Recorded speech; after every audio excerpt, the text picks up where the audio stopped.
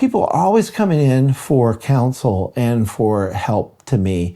And I'm so grateful for that. It is such a humble privilege to listen to people's problems. Sometimes people have experienced suffering and hardship, abuse and trauma that's not their fault. I get that, and that happens. But many times people are coming in and they have made choices in their past.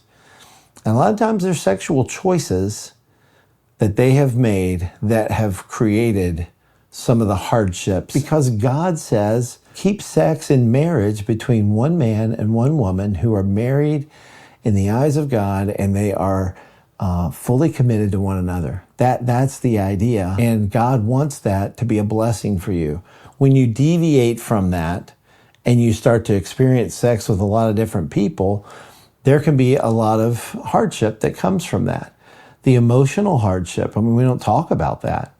And here we live in a hyper-sexualized culture. Kids are thinking today, prom night is where you have your first sexual experience. Prom night. You hear young people talk about that.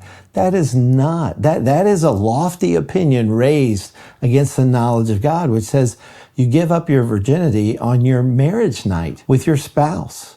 And once you're committed and you've made a vow before God, for better, for worse, sick or in health, rich or poor, I'm married to you, we're committed, the two of us, and now we're going to experience this incredible blessing, this incredible experience, and God wants that to be exclusive and private. I don't even understand why people run around and say, what their sexual preference is. I'm heterosexual, I'm homosexual, I'm transsexual, I'm this, I'm that.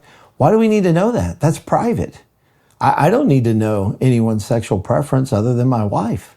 And I just need to know people and love people regardless of all that stuff. That's their private business. Now, God needs to know, and I want to tell them the truth about it. So I'm not saying shirk the truth or hide from that.